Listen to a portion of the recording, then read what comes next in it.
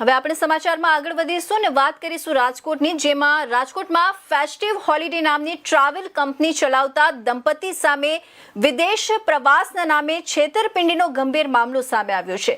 ફરિયાદ મુજબ દંપતીએ Malaysia, Singapore, Vietnam અને બેંકોક સહિતના વિદેશી ટૂર પેકેજ સસ્તા દરે કરાવવાની લાલચ આપી અનેક લોકો પાસેથી રૂપિયા વસૂલ્યા હતા। ફરિયાદીના જણાવ્યા મુજબ તેમના ગ્રુપના 8 લોકોએ અલગ અલગ ટૂર પેકેજ બુક કરાવ્યા હતા। ઉપરાંત દુબઈથી 80,000ની કિંમતનો આઈફોન મંગાવી આપવાની પણ લાલચ આપવામાં આવી હતી।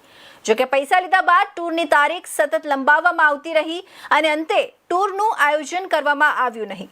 પોલીસ તપાસમાં અત્યાર સુધી 9 લોકો સાથે અંદાજે 50 લાખ રૂપિયાની છેતરપિંડી થયાનો આક્ષેપ સામે આવ્યો છે।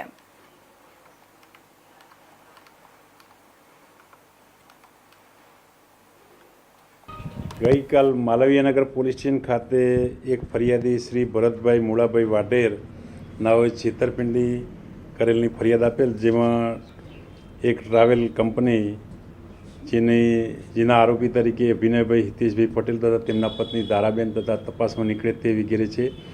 આ ટ્રાવેલ એજન્સી ધરાવી નાનામાં સર્કલ પાસે આરકે પ્રાઇમમાં ઓફિસ ધરાવી ટ્રાવેલ્સ એન્ડ ટૂર્સ એન્ડ ટ્રાવેલ્સની વગેરેની જાહેરાતો બહાર પાડી અને અન્ય વ્યક્તિઓ તેમજ ફરિયાદી સાથે કુલ 50,07,050 રૂપિયાની છેતરપિંડી કરેલ છે।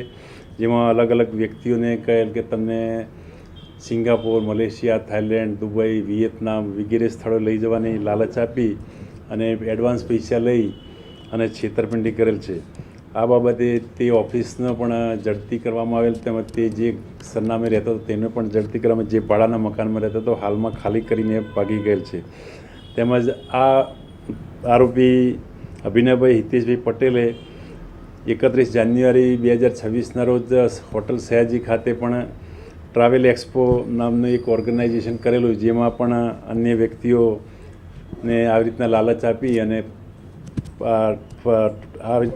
આપી અને ટ્રાવેલ ટૂર્સ અને ટ્રાવેલ્સની લાલચ આપીને છેતરપિંડી કરેલ છે, જે બાબતે માલવીયાનગર પોલીસ સ્ટેશન ખાતે ગુનો નોંધાયેલ છે। સર, ફરિયાદીએ એવું પણ કીધું છે કે ડુપ્લિકેટ ટિકિટ છે તે આપવામાં આવતી હતી। એ હજી હાલમાં તપાસનો વિષય છે। હજી તો ગઈકાલે ફરિયાદ નોંધાઈ અને હવે બાકીની ફરિયાદી વિશેષ ટિકિટો રજૂ કરશે। તે ટિકિટો બાબતે જે તે એરલાઇન્સ સાથે ચેક કરી વેરીફાઈ કરી અને એના બાબતે તપાસ કરવામાં આવશે। સર, લોકોને શું અપીલ કરશો? લોકોને અપીલ કે કોઈ આવા ખોટા એજન્ટ હોય અથવા જેમને કોઈ પરમેનન્ટ ઓફિસના થોડા સમય માટે ઓફિસ ખોલી અને પછી લોકોને લાલચ આપે તો આવા વ્યક્તિઓથી છેતરાવું નહીં। કન્ફર્મ કરું કે ભાઈ આ વ્યક્તિ આટલા વર્ષથી અહીંયા ઓફિસ ધરાવે છે, 10 વર્ષ છે, 15 વર્ષ છે, ઘણા ટૂર્સ એન્ડ ટ્રાવેલ્સવાળા ઘણા સમયથી 25 વર્ષથી હોય છે, તે લોકોની સાથે કોન્ટેક્ટ કરવો, બાકી અન્ય નવી ઓફિસ ખોલી અને આવી રીતના લોકોની છેતરપિંડી કરીને નાસી ભાગી જતા હોય છે। સર, કેટલા લોકો સાથે છેતરપિંડી થઈ, કેટલા રૂપિયાની થઈ? હાલમાં તો 8 વ્યક્તિઓના ફરિયાદમાં નામ છે અને 50,07,050 રૂપિયાની છેતરપિંડી નોંધાયેલ છે। 3 લાખથી લઈને 16 લાખ સુધીના અલગ અલગ વ્યક્તિના સાથે છેતરપિંડી થયેલ છે। અને આ મીડિયામાં તેમજ પ્રિન્ટ મીડિયા તેમજ ન્યૂઝ મીડિયામાં જે સોશિયલ મીડિયામાં આ બહાર આવશે, તેથી જે અન્ય પણ કોઈ